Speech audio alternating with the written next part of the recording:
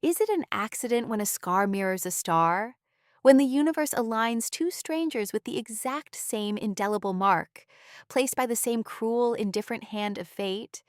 How do you reconcile the sheer, soul crushing unfairness of being born 2 minutes apart from your sibling, only to find yourself separated by a gulf wider than the Grand Canyon?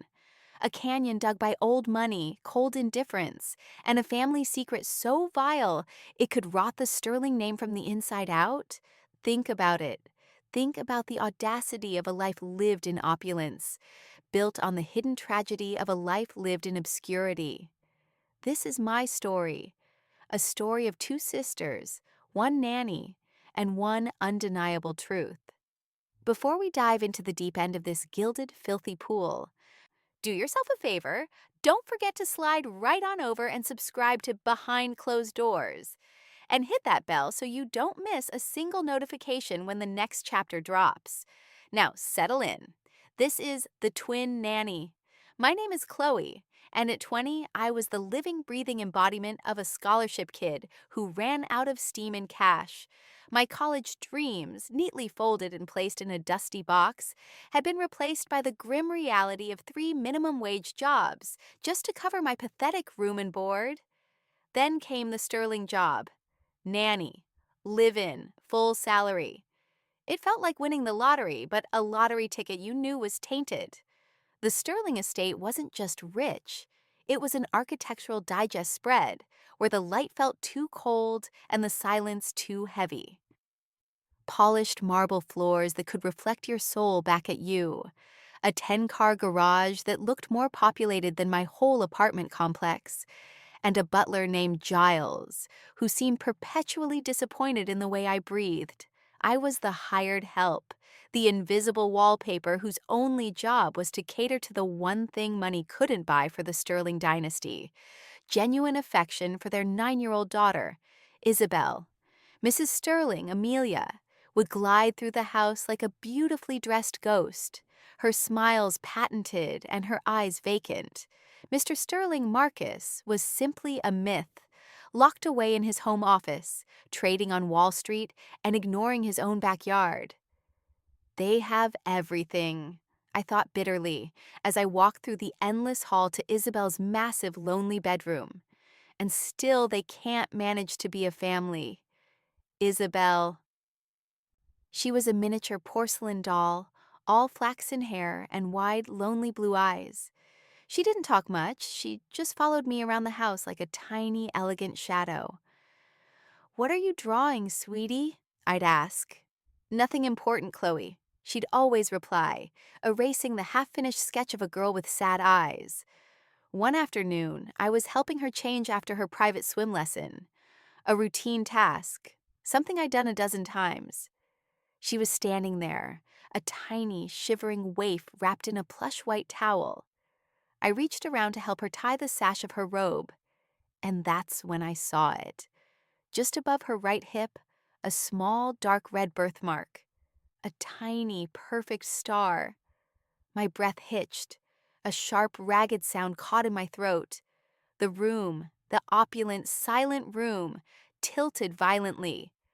I felt the blood drain from my face, a dizzying, sickening realization kicking me in the gut.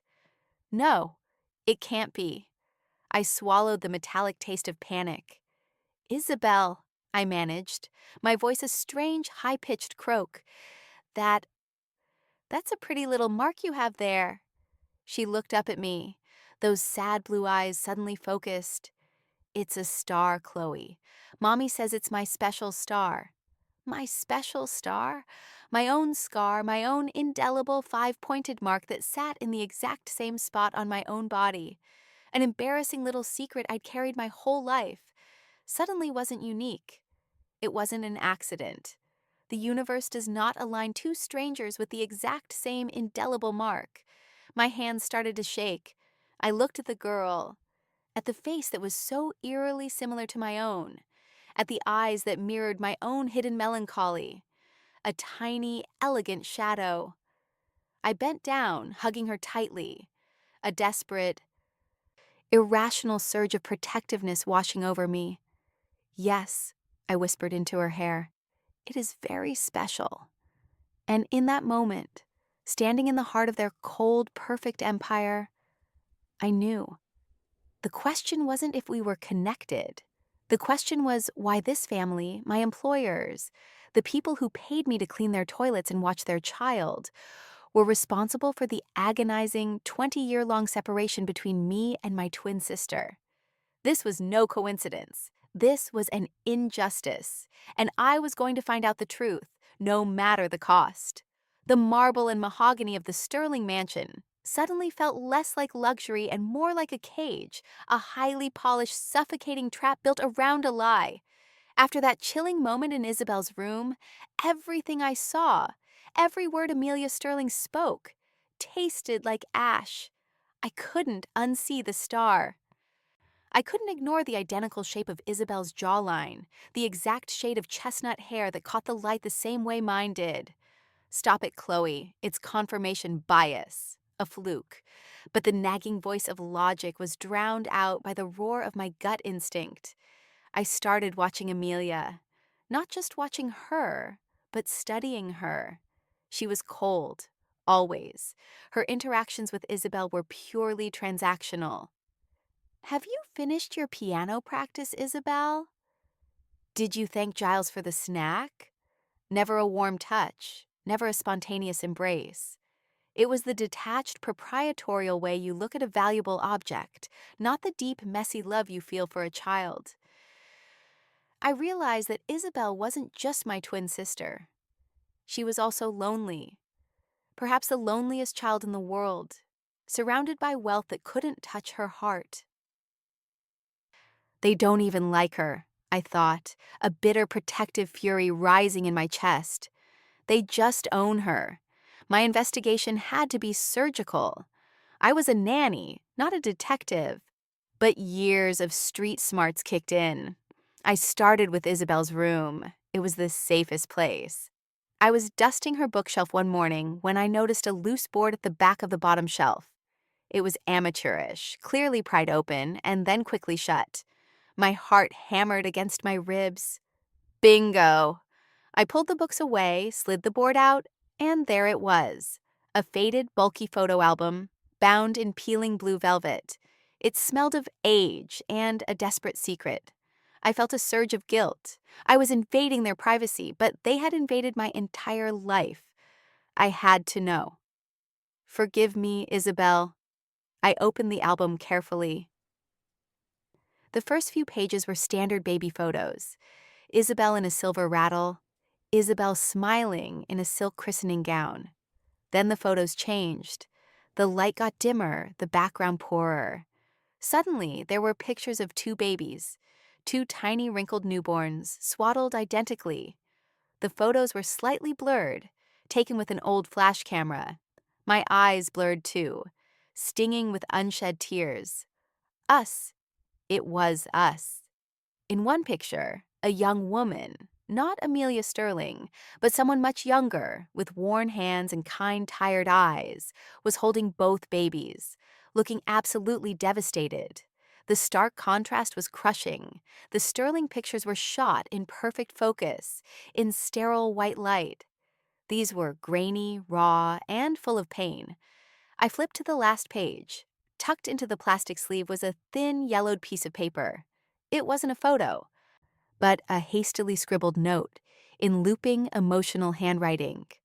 The words, 6 of them, hit me like a physical blow, stripping the air from my lungs. I sank onto the thick Persian carpet, the silk of the album cover rough beneath my trembling fingers. I'm sorry, I could only keep one. That was it. No name, no explanation. Just a devastating epitaph for my stolen childhood. A frantic decision made 20 years ago, in a cheap, darkened room, which resulted in Isabelle getting the Sterling mansion and me getting everything else. The struggle, the fear, the constant debt. They chose her. The realization wasn't just pain. It was the birth of an ice-cold, calculated rage. My mother, the woman who hired me, knew exactly who I was when I walked through that grand door. She was paying me a paltry salary to live within sight of the life she stole from me, to nanny the sister she chose over me. The pain was unbearable, but it quickly solidified into purpose. The underdog was done being trampled. I closed the album, my focus absolute. You owe me 20 years, Amelia, and I'm coming to collect. Part 2. Chapter 3. Climax. 1. The Partial Confession. The photo album felt like a hand grenade in my possession. I couldn't just keep it hidden. The truth needed to burn its way out. The rage from the previous night had settled into a hard, cold resolve. My heart felt less like an organ and more like a clock ticking down to 0. I had 2 choices: quit and run, or stay and fight.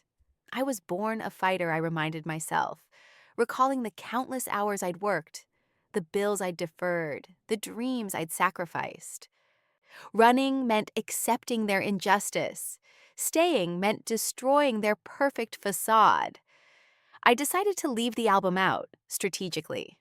Not on the bedside table, which would be too obvious, but slightly protruding from the bottom shelf of Isabelle's vanity, partially obscured by a crystal perfume bottle. It needed to look like a hasty mistake, something Isabelle might have left there. It took 24 agonizing hours. I went through the motions, tutoring Isabelle, folding laundry that cost more than my first car, serving Amelia her herbal tea with the same practiced, empty smile. Every time Amelia walked past, I held my breath, waiting for the explosion. It came during the silent, sterile dinner hour.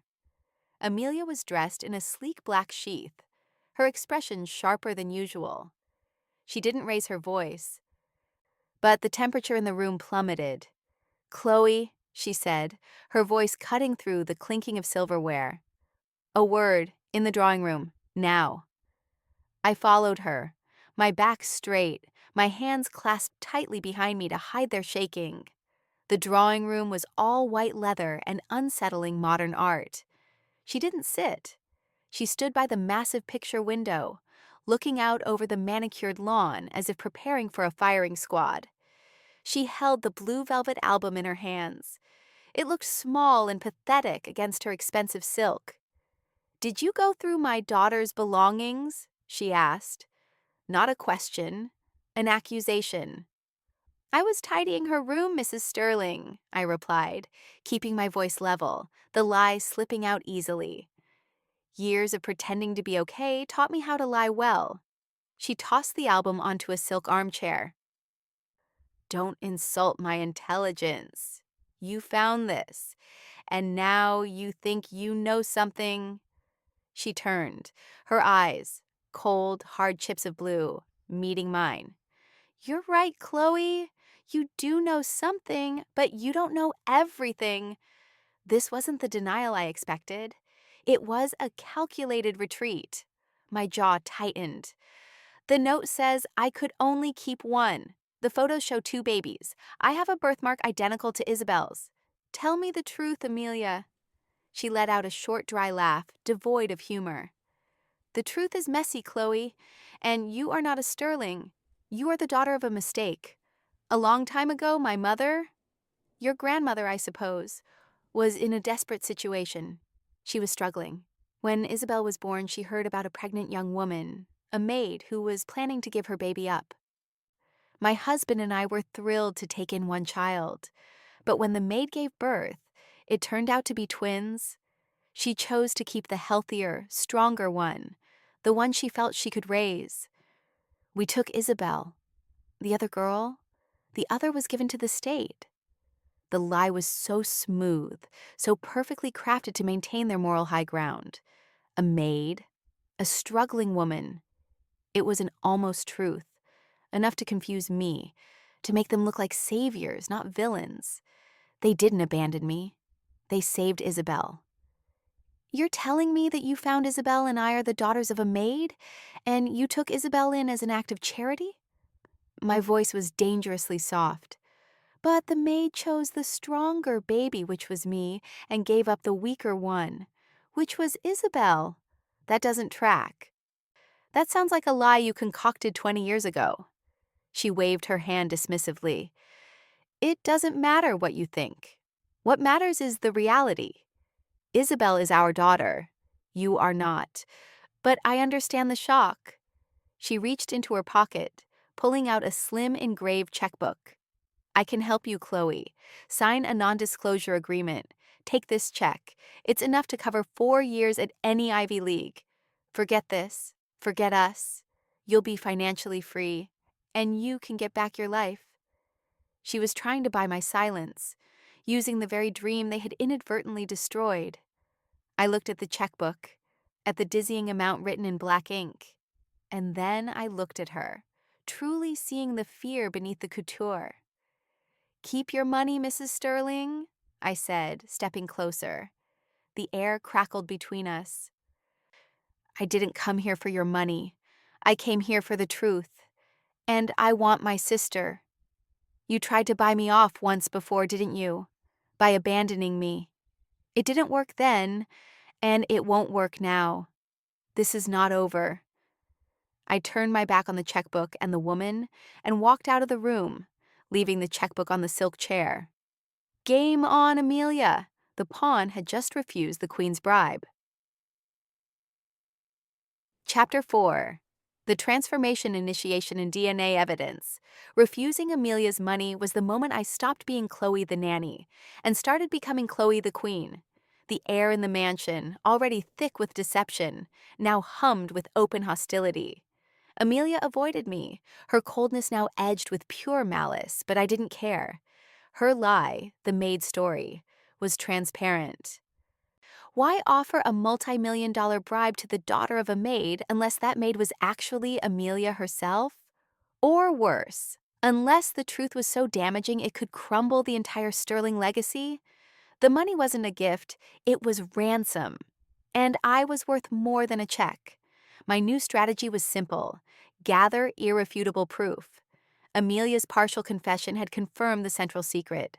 A twin existed and had been separated. Now I needed to destroy her carefully constructed narrative. The first piece of the puzzle was staring me in the face. Isabelle. Isabelle was overjoyed by my sudden, fierce protectiveness. She'd always been starved for real connection. "You've been different, Chloe," she whispered one evening while I was tucking her in. "You feel closer." I sat on the edge of her bed, looking at her beautiful, lonely face. This was the hardest part. I had to use her, but only to save her. "Isabelle," I said, my voice barely a breath, "I'm going to tell you something very important, something you absolutely cannot tell anyone, especially not your parents." She nodded, her eyes wide with a mixture of fear and excitement. "Do you ever look at me and think we look alike?" "All the time," she breathed, a genuine smile finally breaking through. "Like sisters, like real sisters, not just a nanny." I reached out and gently touched her hair, then mine. "That's because we might be, Isabelle. We might be related by blood. Real sisters. And I need your help to prove it." I explained about the mark, the album, the desperate feeling in my heart. I kept Amelia's bribe, the maid story, and the legal implications completely out of it. This was about family. "What do I do?" she asked, a spark of the fierce intelligence I knew we shared lighting up her eyes. "Just a tiny thing," I said, pulling out a sterile Ziploc bag I'd bought at the pharmacy. "I need just one strand of your hair, pulled out with the root, or your old toothbrush." She immediately pointed to a used plastic bag next to her sink. "I just threw out my old toothbrush this morning. My new one is pink." Perfect. Isabelle was my unwitting accomplice. The evidence, her discarded toothbrush, was sealed and secured. Next, I focused on Marcus Sterling, the ghost father.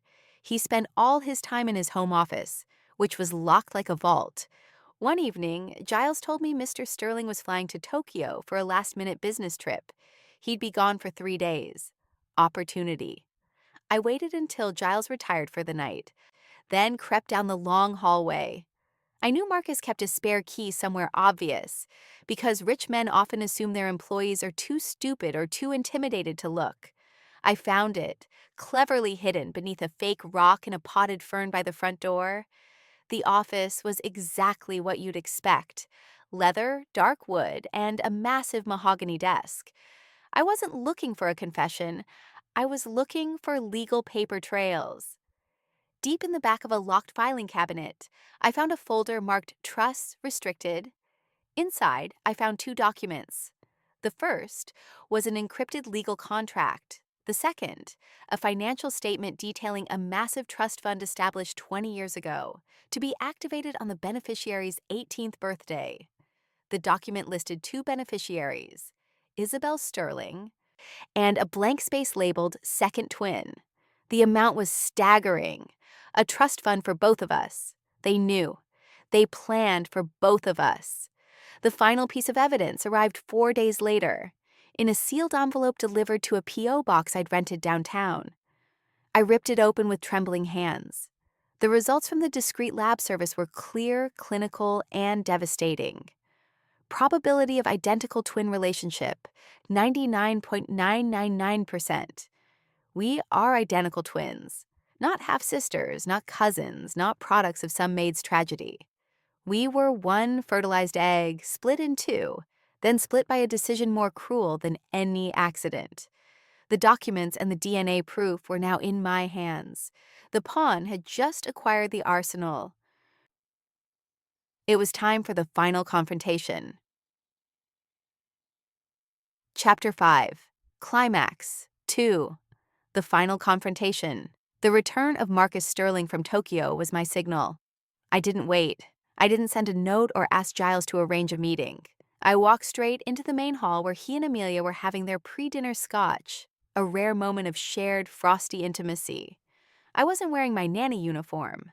I wore a simple black dress, borrowed from Isabelle's forgotten closet, and my posture was rigid with a cold, clear authority that transcended silk and wealth.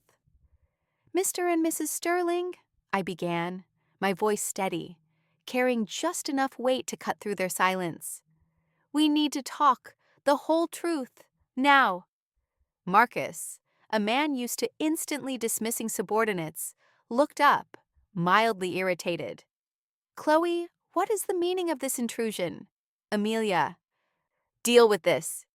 Amelia started to rise, her face a mask of controlled fury. But I cut her off. "Amelia's dealt with this enough. She's offered me a check to forget 20 years of history." I declined. "I'm here for my inheritance. All of it." I walked toward the Italian marble fireplace, pulled the sealed envelope and the legal documents from an inner pocket, and placed them deliberately on the mantelpiece. "Inheritance?" Marcus scoffed, taking a long sip of his drink. "You're the help, girl. You get a paycheck." I stared him down, meeting his arrogance with the unflinching certainty of the wronged. "I am not the help, Mr. Sterling. I am Chloe Sterling, your daughter, Isabelle's identical twin sister, and you both know it." The scotch glass froze halfway to his lips. Amelia finally rose, but she wasn't angry anymore. She was terrified. "Don't listen to her, Marcus. She's deluded. A gold digger who found an old photo album." "The photo album was a nice touch, Amelia," I said, turning my focus entirely to her. A calculated half-confession, giving me the false narrative of the maid's daughter, positioning yourselves as charitable rescuers. It almost worked, but you forgot one thing: science. I tapped the sealed envelope on the mantel. "This is the DNA report. It states a 99.999% probability of an identical twin relationship between Isabelle and myself. No struggling maid, no accident. Just two children, separated by the people who should have loved them most." Marcus's face, usually so composed, fractured. He looked at Amelia, his eyes demanding an explanation. "Amelia, is this true?" Amelia's facade crumbled completely. She finally confessed, "But the truth was worse than I imagined. It was necessary, Marcus. The doctor said my health, my body, couldn't handle two simultaneous pregnancies, only one. You remember? But we wanted two children for the legacy for the board. So we used the clinic. We had two embryos. We used a surrogate, my own mother, to carry the second one, to keep the bloodline pure but avoid the risk. We kept Isabelle and paid mother to disappear with the other. With her, she shrieked, pointing at me. She was supposed to put her up for private closed adoption, but she couldn't afford the clinic and the discretion. So she took the easier way out, dropped her off and let the system deal with it. We never wanted you, Chloe. You were a legal problem, a health risk, a secret to be contained. The agony of the confession was a sharp, physical pain. But the cruelty fueled my resolve, a secret to be contained. I see, I said, taking a slow, deep breath, the anger now a cold, perfect weapon.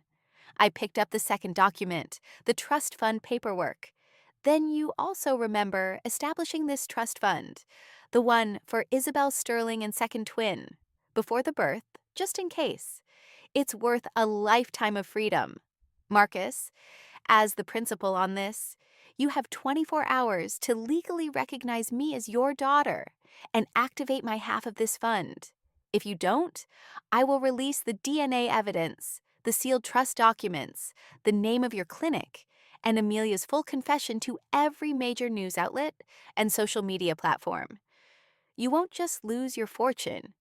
You'll lose your reputation, your board seats, and your entire gilded life. I don't need your love. I need justice. And I need my sister to know the truth of our separation. The choice is yours. I didn't wait for an answer. I turned and walked toward Isabelle's room.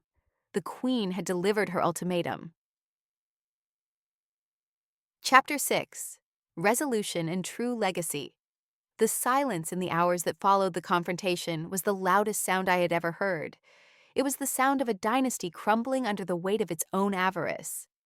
I spent the night in Isabelle's room, not sleeping, but simply sitting by her side, watching her innocent, peaceful face. She was the only thing I truly cared about saving in that mausoleum of wealth. The fight wasn't for the money. It was for the right to belong and to dismantle the cruel architecture of their lies. At dawn, Giles, looking ancient and defeated, knocked softly. "Miss Chloe," he said, his voice unusually strained. "Mr. Sterling requires your immediate presence in the study. Bring your documents." Marcus Sterling looked like he'd aged a decade overnight. He was alone. The desk was covered in legal folders and a stack of signed documents. Amelia was nowhere to be seen. She had retreated to her own sterile corner of the mansion, defeated.